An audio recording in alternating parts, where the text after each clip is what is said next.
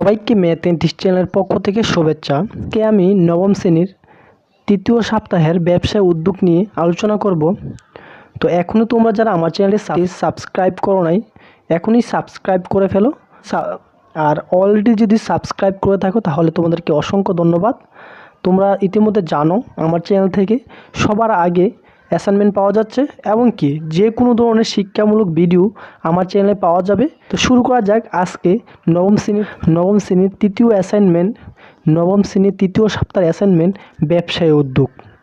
তো আমাদেরকে প্রথমে যে বিষয়বস্তু শিরোনাম ছিল সেটা হচ্ছে তৃতীয় অধ্যায় আত্মকর্মসংস্থান, তারপর চতুর্থ অধ্যায় মালিকানার ভিত্তিতে ব্যবসা, পঞ্চম অধ্যায় ব্যবসার আইনগত দিক। যে প্রশ্নগুলো থাকবে, ক হচ্ছে আত্মকর্মসংস্থান কী, খ হচ্ছে এক মালিকানা ব্যবসায়ের 5টি উপযুক্ত ক্ষেত্রের নাম লিখো, গরিগ হচ্ছে চুক্তি অংশীদারি ব্যবসার মূল ভিত্তি, 5টি বাক্য উত্তরে লিখো, কপিরাইট কাকে বলে। তো এই জিনিসগুলো আমাদেরকে অ্যান্সার করতে হবে। আর এখানে ক্রাইটেরিয়াগুলো দেখতেই পাচ্ছ, তোমার মূল্যায়ন নির্দেশকগুলো। তো আমি এখনই উত্তরে চলে যাব। তো এখনও তোমাদেরকে ছোট্ট একটি রিকোয়েস্ট করব, তোমরা আমার ভিডিওটা কেমন হয়েছে অবশ্যই তোমরা কমেন্ট করে জানাবে, এমনকি অবশ্যই লাইক করতে বলবে না। কারণ তোমরা জানো ইতিমধ্যে একটা অ্যাসাইনমেন্ট করতে হলে কতটা কষ্ট হয়। আর ইতিমধ্যে আমরা অ্যাসাইনমেন্ট করে তারপর তোমাদেরকে সবার আগে দিয়ে দিচ্ছি। সুতরাং তোমরা অবশ্যই ভিডিওটা শেয়ার করবে এবং কি লাইক করবে এবং ভিডিওটা কেমন হয়েছে সেটা জানাবে। ধন্যবাদ সবাইকে। তো চলো, তো প্রথম প্রশ্নটা হচ্ছে আমাদের আত্মকর্মসংস্থান কী। তো উত্তরটা আমি পড়ছি।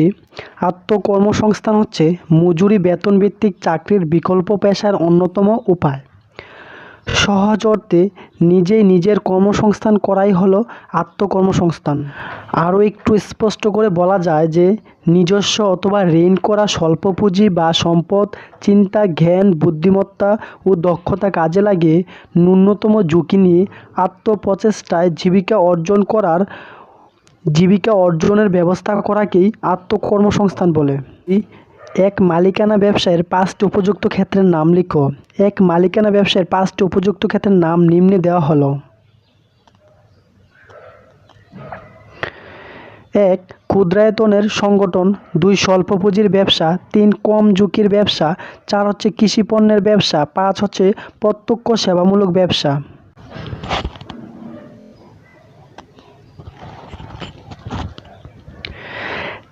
তিন নম্বর প্রশ্ন হচ্ছে চুক্তি অংশীদারি ব্যবসার মূল ভিত্তি, 5টি বাক্যে উত্তর লিখো।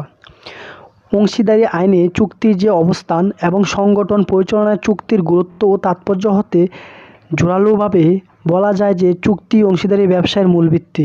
প্রসঙ্গে নিম্নোক্ত দৃষ্টান্তগুলো প্রাধান্যযোগ্য।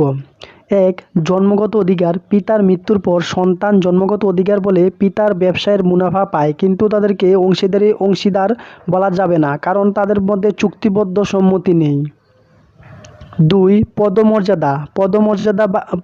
পদমর্যাদা অনুযায়ী কারবারের অবদানের জন্য কর্মকর্তাদের মুনাফার কিছু অংশ প্রদান করলে তাকে অংশীদার বলা যাবে না।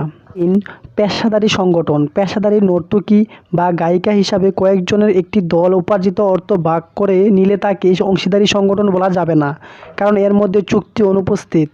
ঋণ চুক্তি, কারবারের ঋণদাতাকে সুদ ছাড়া মুনাফা দেওয়ার প্রতিশ্রুতি দেওয়া হলে তাকে চুক্তি বলা যাবে না কারণ এখানে অংশীদারি চুক্তি হয়নি। একজন নাবালক সুদ বা লাভ ভোগ করার জন্য সদস্য করা হলে তাকে অংশীদার বলা যাবে না। উপরোক্ত আলোচনা হতে বোঝা যায় যে চুক্তি ব্যতীত অংশীদারি ব্যবসায় অসম্ভব এবং চুক্তিবদ্ধ সম্পর্ক না থাকলে কাউকে অংশীদার বলা যায় না। সুতরাং চুক্তি অংশীদারি ব্যবসার মূল ভিত্তি। কপিরাইট কাকে বলে? উত্তর, কপিরাইট মূলত 2টি শব্দের সম্মিলিত রূপ, কপি এবং রাইট। কপি অর্থ নকল বা অনুলিপি ইত্যাদি, আর রাইট অর্থ অধিকার বা ন্যায় ইত্যাদি। সহজ ভাষায় কপিরাইট অর্থ হচ্ছে নকল করার অধিকার। যিনি নতুন কিছু সৃষ্টি করেন তিনি তার সেই সৃষ্টি অন্যকে ব্যবহার করে দিতে চান, তখন সেই সৃষ্টিকে কর্মের আরও অনুলিপি প্রয়োজন হয়।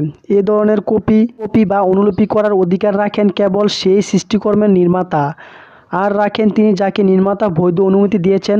আমাদের দেশে গ্রন্থের ক্ষেত্রে এই ধারণাটি প্রচলিত। বাংলায় কপিরাইট অর্থ হলো